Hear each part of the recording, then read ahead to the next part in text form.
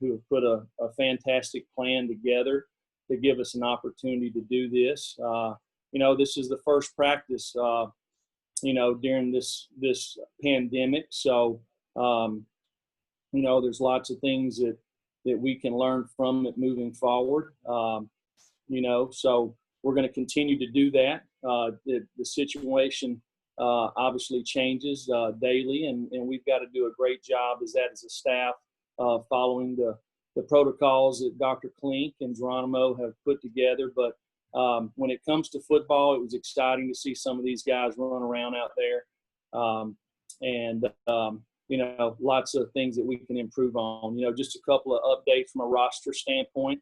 Balin Buchanan is going to sit out this season based off of a medical issue that he's continued to work on. He showed a lot of improvement there, and he's going to continue to work hard to get better there. But he's not going to play this season. That's really the updates with the roster. Jeremy Banks practiced with us today. Jeremy has done a fantastic job over the last 9 months. He's really been an inspiration to me. For 10 minutes or 20 minutes last year, the 20 minutes Jeremy would love to have back. When we removed him from the football team, and he didn't want to leave. He told me, he said, "Coach," he goes, "I came to Tennessee to get a degree. I've embarrassed myself, my family, and the only way that I can get that back is staying here, and that's something that I would like to do." And we put a plan in place, and he's followed everything that we've asked him to do. I'm proud of him where he's at, making A's and B's, and really getting involved in the community.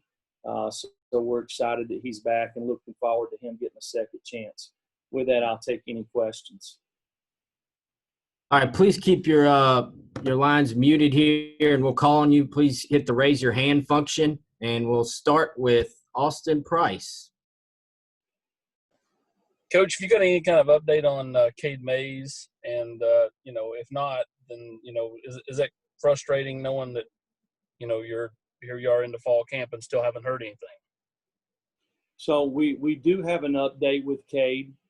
We obviously applied for a waiver for initial eligibility here, and it was denied.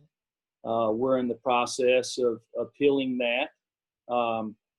For me, it is frustrating, and it's frustrating to me for Cade. Just looking at it, for his sake, a guy that, to me, I think he was a really good player at Georgia, and I don't know how he did there, but I know playing against him, I thought he was one of the better players in the league. I thought he played the right way. The circumstances surrounding him and his family, something that he had no control over. And when you look at a young man, once he transfers, going through the process of how is he going to be eligible, there's a lot that goes into that. He's sitting there with this case looming. Does that affect where he's at on the depth chart? Does that affect anything that goes on around him? It's an unusual circumstance, and you guys know me. I'm a transfer myself, and I think back to when I transferred. There was a period of about 10 weeks that I didn't know whether or not I was going to be eligible, and I thought about those 10 weeks. When we got this denial, and there's a lot of uncertainty there, and I hate it for him. I hate it for every young man and women out there that want to transfer. I'm in favor of the one-time transfer. I think just my question is why should we stand in the way of a young man or woman trying to figure out where the right place for them is? And right now, that's not the rule. I hope that it eventually that will be the rule. I know everybody that has transferred from our place, I have written a letter for a recommendation of them to the NCAA that requested that they be approved immediate eligibility. So, I know it's frustrating for Cade and it's frustrating for our team. Our next question will be from Blake Topmeyer. Hey, Jeremy. Since your guys got back to campus in June, do you have any sort of figure on how many guys you've had test positive for COVID-19? And can you offer any indication for what your roster looks like right now from that standpoint? We've had a total of 23 guys on our team test positive. The first time we tested, we had 0. And over the period of time that we've been back, we've had 23 total. There was lots of lessons for us to learn in there. You know, we gave our guys an 8-day break around the 4th of July. So they had a chance to go home. That was the point in time when we thought the season was going to start on time. So we wanted to give them a chance to be able to spend time with their family. And we had some guys that come back and tested positive, but I believe our positivity rate is slightly under 2%. So Dr. Klink and our guys have really done a nice job of kind of exercising the protocol that we have in place here, and we've learned a lot of lessons from our team that. You know, there's not been any contact tracing that's been within our building. It's all come from outside our building. So we've got to do a better job when we're out and about in public. And I think it's something that we learned right after the 4th of July. Our next question will be from David Ubben. Jeremy, did you guys have anybody miss practice today for being quarantined or still being unable to rejoin the team after testing positive? Can you repeat the question? Yeah. Did you guys have anybody miss practice today? Because of quarantine, either they've tested positive or you're waiting out to see if they're okay? No, we did. We had a few guys that are in quarantine right now that will be back here in a couple of days. Our next question will be from Troy Wallace. Coach, today the quarterback's getting out there trying to get into a rhythm. Can you talk about Jared Garantano, what he's going to have to do this fall to lead this football program, especially starting the season so much later than what you anticipated? How's that been, and how's he been with the other group of quarterbacks? Well, I thought all of our quarterbacks threw the ball well today. So, there was several periods in there that we completed a whole lot of balls, which was good to see. It's good to see guys, creating some yards after the catch there. We've got to be more consistent at that position, obviously, and that's whoever's playing quarterback. But, hey, that's our entire team. If you want to be successful in this league, you have to create consistency on both sides of the ball, and that's something that we really got to work hard to do during this camp. Our next question will be from Brent Hubbs, and then we'll go to Gentry Estes after that. Coach, can you describe kind of how today felt? Did it feel somewhat normal? How do you handling your team in this camp with the continued, kind of uncertainties, everything they're seeing out there with other schools and around other campuses? And then secondly, has anybody approached you about opting out for this season? Anybody on your roster? We've been very transparent with our team. We've met as a team. We've met with a leadership group. We've had our medical task force team in here that have met with our players and parents. So the one thing that we wanted to be was transparent. And so our guys understood exactly what the risks were going into this summer, starting camp. One thing when getting out there on the practice field, to me, it looked like the first day of practice that you would see, or that I've seen over the last 20 years. See a lot of guys that are excited, guys flying around, a lot of guys making mistakes, but doing it full speed. So, I saw a lot of guys that were excited about being out on the field.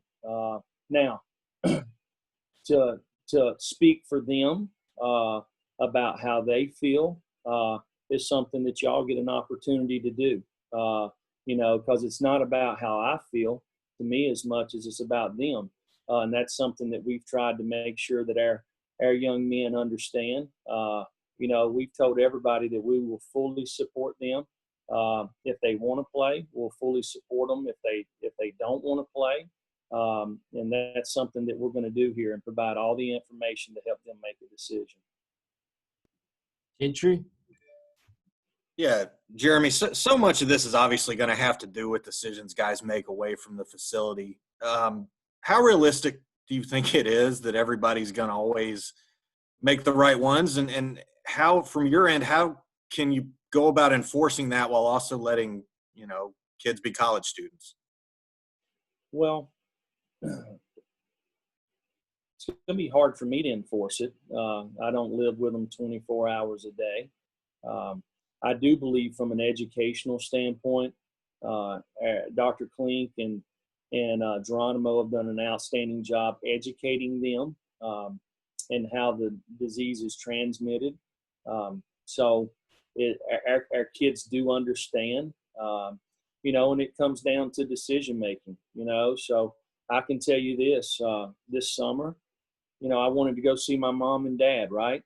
And I got family members that aren't social distancing, that are playing sports, and where our family is trying to do that to help protect the players around us. So just decisions we got to make, and I asked my family to wear a mask at times. So it's I guess it changes with each individual person. We'll go to Gustavo next.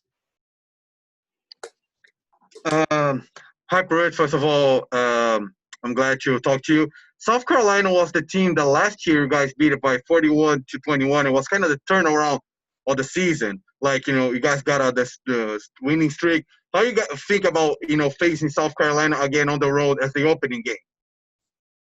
Well, it's a long time till we play South Carolina. We got lots of things that we need to fix here at Tennessee, and we've got 24 more practices to help develop our team, and we've got to work hard to do that. So we'll start focusing on South Carolina as we get closer to that time. But to speak on them, Coach Muschamp, to me, has always done a fantastic job. He's one of the best defensive coaches in college football.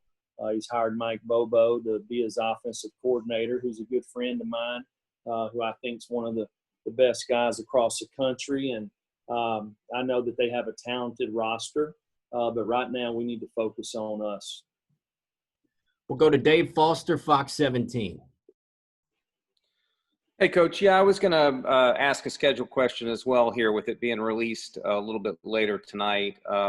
What are your general thoughts on what is going to be a schedule that nobody's really seen in decades and decades and decades as far as going through and playing all conference, and as tough as that looks like it's going to be?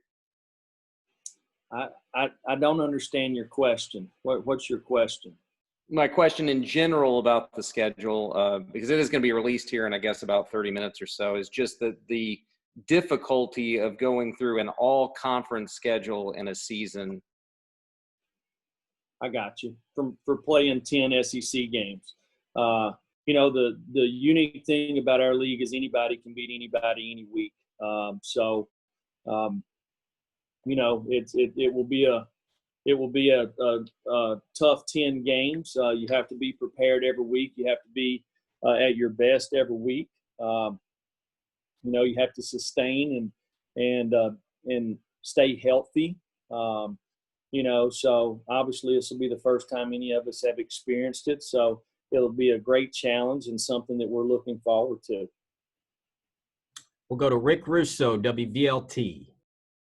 Hey, Jeremy. Did the OTAs help the guys, especially the newcomers, get up to speed for today and the start of practice? I would say absolutely. We really took advantage of the walkthroughs. There's a lot of teaching that goes on, so we had a chance to kind of go through our teaching progression. We kind of go a 5-day install, and then we start back over. So it's been really good. We changed the way we practiced a little bit today just because we've had so many walkthroughs, but it was something that we took advantage of for sure. Our next question will come from Patrick Brown. Hey, Jeremy, just to clarify on Balaam Buchanan, is this a career-ending situation, or is he going to try to, come back for 6 years since this was going to be his 5th year? No. First of all, I'm not the doctor, but it's something that he's working hard to rehab with, and he'll continue to do that. Our next question will come from Matthew Ray, Sports Illustrated. Hey, Jeremy, looking at the new protocols that are put in place with COVID-19, you lost some senior leadership last year. Who have been the biggest leaders, regardless of class, in trying to adhere to these protocols so that they can have a season this fall?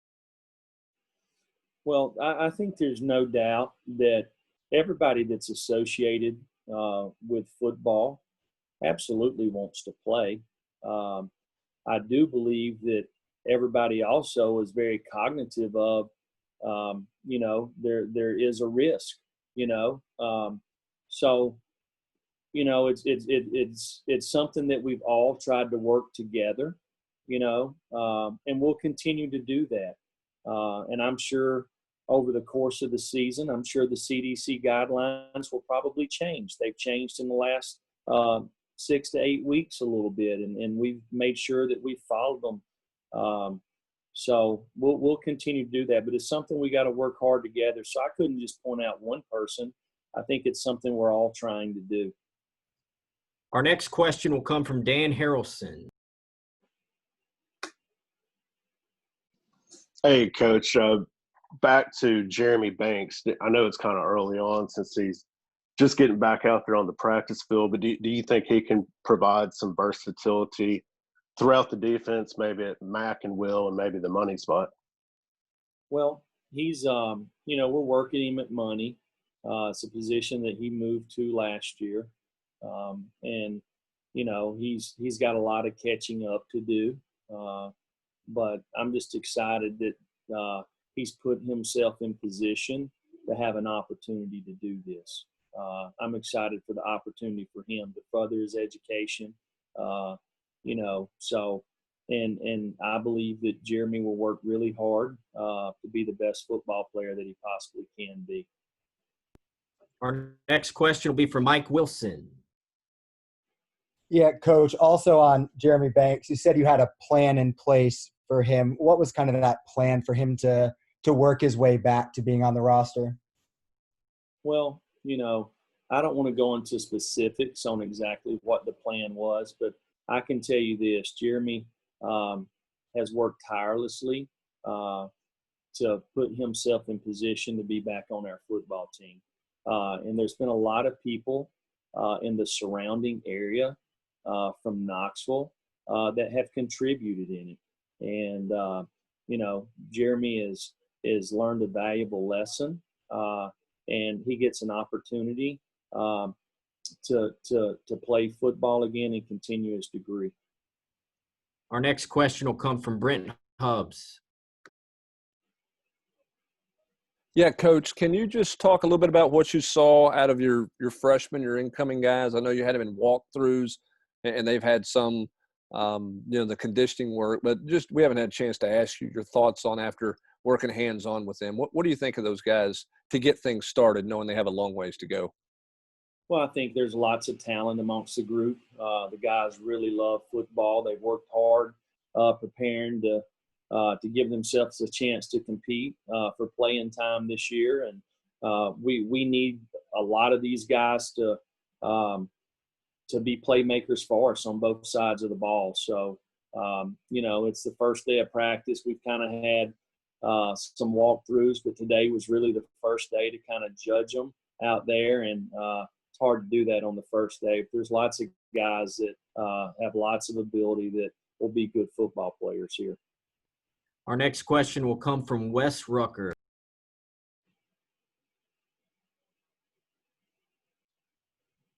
Hey, Wes, you know. How about now? How about now? Hey, there we go. I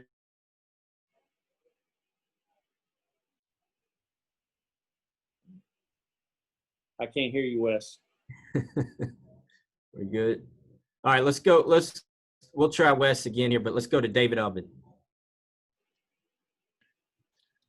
Jeremy, kind of a two-part question. One, what is your testing schedule going to look like through camp? And two, from a football perspective, how will this camp, a little bit, the schedule's a little bit different. How will that differ from, what you guys would traditionally do in a more normal year? Well, from a football practice standpoint, we get 25 practices, which that's exactly what we normally get in any fall camp. The difference is it's spread out more days, which I think is really good. Gives a chance for you to practice a day and take a day off and kind of get these guys back into football shape a little bit. So that's that answer there. Our testing protocol, we're testing once a week, and as the season gets here, we'll test twice. But if anybody has any symptoms, they get tested, and really probably Dr. Klink would be the best guy to talk to about that. But I feel really confident, and our medical team and what they're doing to provide safety measures for not only the players but the staff and everybody associated with the program. Our next question will come from Chris Harris, WSMV Nashville. Hey, Coach. Good to see you. I was just wondering about today, how you view today specifically. Not only you get to start practice again, but also the SEC schedule being released. Is it almost like today provides a tangible sense of hope going forward for everyone? Well, one thing that we've been focusing on is what we can control. So we've been preparing all along like there's going to be a season.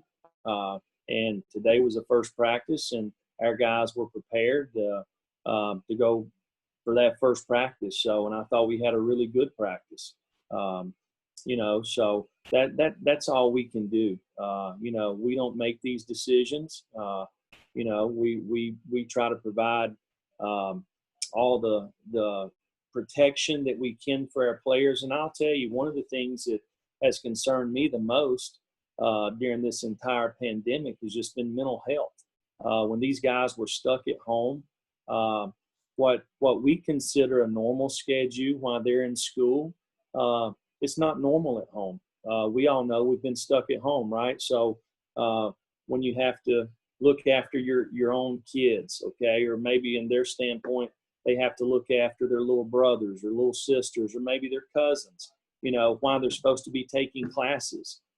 So one thing that we learned really early on was we needed to have we needed to be able to kind of be fluid with our scheduling to accommodate things that changed every day for them at home. So, this has been a big undertaking that we're all working really hard to find out the answers, and we're going to continue to do that. All right, we'll take a few more. Let's go to Blake Topmeyer.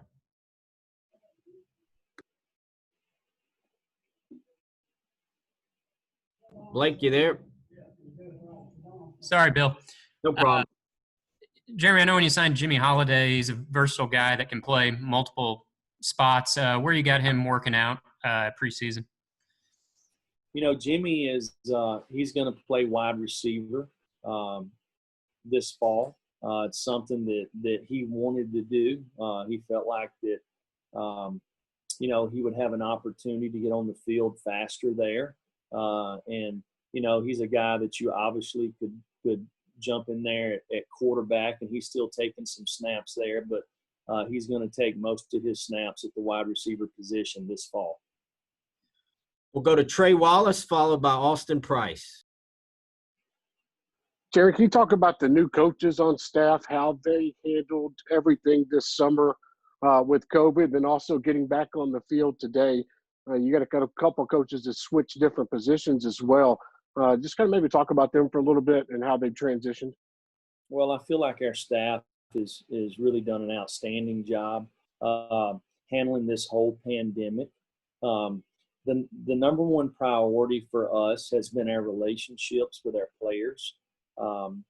These guys went home in the middle of March, and they didn't get back till June the 8th. Not all of them got back on June the 8th. Some of them, it was July.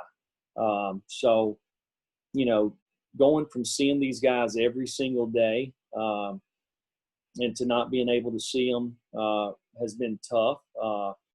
So luckily with Zoom and FaceTime, we've tried to have as many face-to-face meetings with our players as we possibly could to be there for them.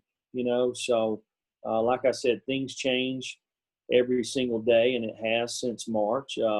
I think our guys have really responded in a positive way. Our players, our coaches.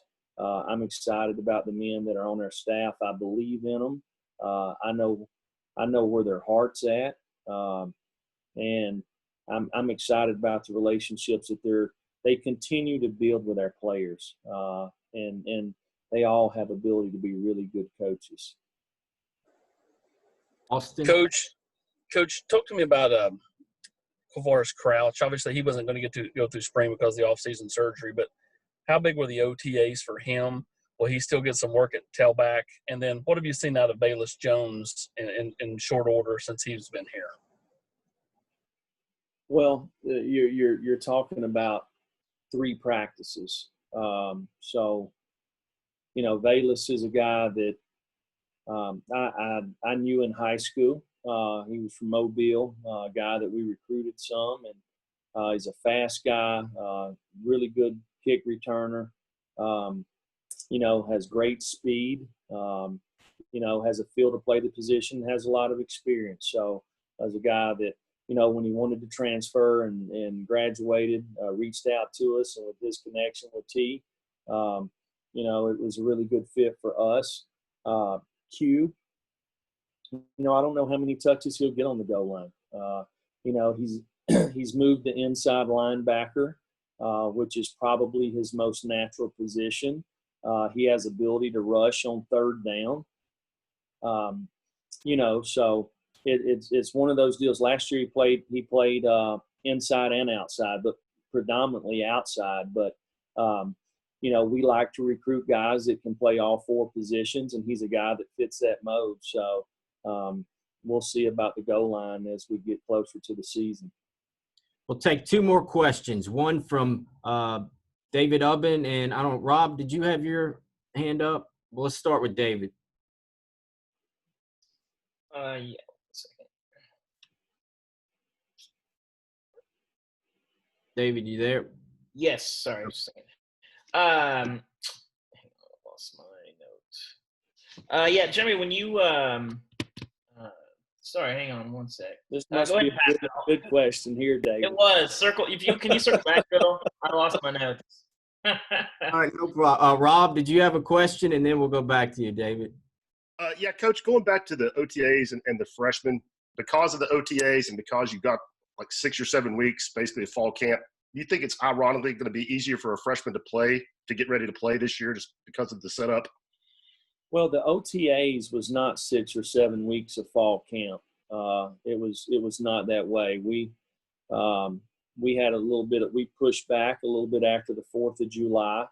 And So we could do walkthroughs. And I think the walkthrough part, the teaching part was really, really good for these guys. But, we're not allowed to go out there and practice them, but the walkthroughs I thought were really good. It gave them an opportunity to slow down. And I feel like we have really good teachers in our building. So there's no doubt that it should create an advantage for these guys. It was really good. It was good for everybody. It's good for the coaches too. Last question back to David. Yeah, Jeremy, do you have a feel for what percentage of you guys' classes are online this semester, and how would you feel about football going on in the event that Tennessee or other schools end up going fully online at some point this semester? The number of guys that are online, David, is that the question? Yeah, basically, if you have a feel for kind of what percentage of guys' classes are online only. Our format here this fall is hybrid. So some of the classes are online, some of the classes are in person, and some of them are both. So I don't know exactly the number that we have that are online or hybrid or in person. But what I do know is that Chancellor Plowman is taking every step that she can to provide the safety for not only our student athletes, but for the student body. And again, it's something that we've all got to work hard together to do. And then how would you feel about playing football if they did go fully online at some point this semester? How would I feel about it? My whole thing the whole time is can we protect our players? It's the most important thing. So I don't know the angle here, not from you, David, but I can tell you, as a coach, the number one concern for us is the safety of everybody in this building. Do we want to play? Absolutely. We want to play. The kids want to play. Okay. But the number one thing for us is to make sure that we can protect the people around us.